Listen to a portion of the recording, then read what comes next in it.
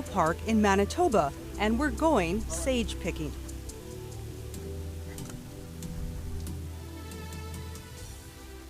Wilfred Buck spends a lot of time here at Birds Hill Park. He performs ceremonies here on a regular basis. I was a person that was into lots of alcohol, lots of drugs. I lived on the skid rows in a lot of the western cities in Manitoba, in Canada. And at one point, my elder said that I did so much drugs that I'd physically died. So I chose to go back to the sweat lodge. And it seems like a lot of people were put in my path to show me the way to go, to show me what I should do.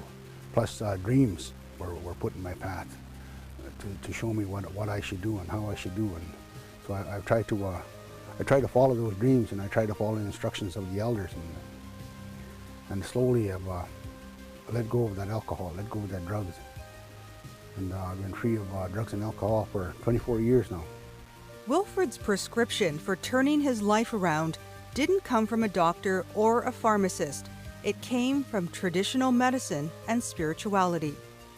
The path he talks about is a path built around cleansing his mind and his body, partially through the power of the main ingredient in smudging, sage. Okay, the majority of people come and pick this sage right here. This is a pasture sage. Some people call it a woman's sage, and they come here and pick that, and they use that for a smudge. When we talk about the sage, a lot of the plants are in Cree are animate. That means they're referred to as living things, and when we take a life, we have to acknowledge that we're doing so in a respectful manner, and we're going to be using whatever it is we take, and we're going to be using it in a good way to help other people understand, and help other people cleanse themselves, help other people heal.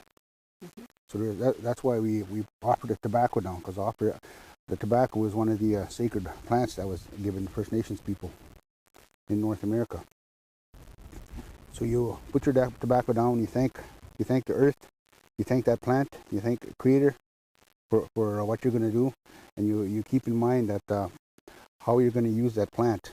So when you pick the plant, you grab it and then you break it off right at the base. They say you shouldn't try to pull out the roots, because we want more plants to be growing for next year.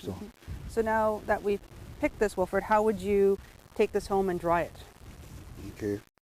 What usually happens is you take the sage and you get about a handful of it, you bundle it, tie the ends together, and then you hang it.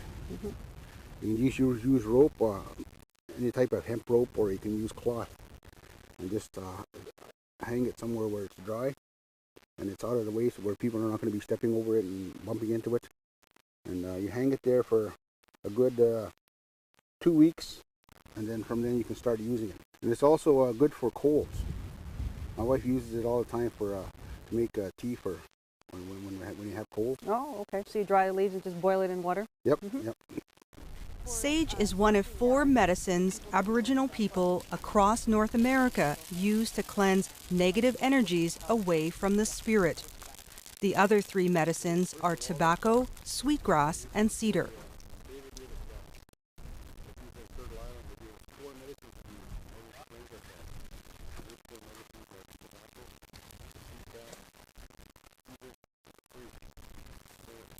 What our elders tell us is that wherever you go in North America, you'll find one of those plants growing. No matter where you go, one of those plants will be growing. And that's for use for the people to cleanse themselves prior to holding meetings of any importance, of calming themselves down, also cleansing themselves mentally, spiritually, physically, emotionally. They use that, and once it's dry, you take a bundle, a little handful of sage, you roll it up into a ball, and then you can light it, and it'll smolder. And as smoke comes off, you wash yourself, just like you would wash yourself in a basin with water. You use that smoke and you cleanse yourself that way. What would you say to a youth who might be watching this and maybe they're struggling with something and feeling a little bit down, or they might be having some kind of problems, they feel they can't talk to anyone. Well, what would you say to them just as words of encouragement, I guess? Well, there's a number of things. One of the things is that we have to make peace.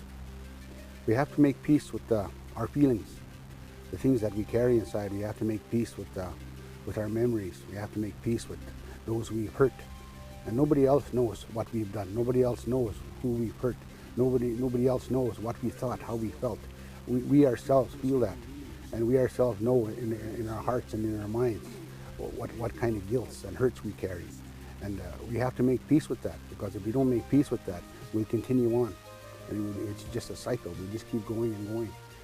And one of the ways our elders said that we can make peace with our dreams, with the hurts that we carry, is take that tobacco, go outside, put it someplace, and pray.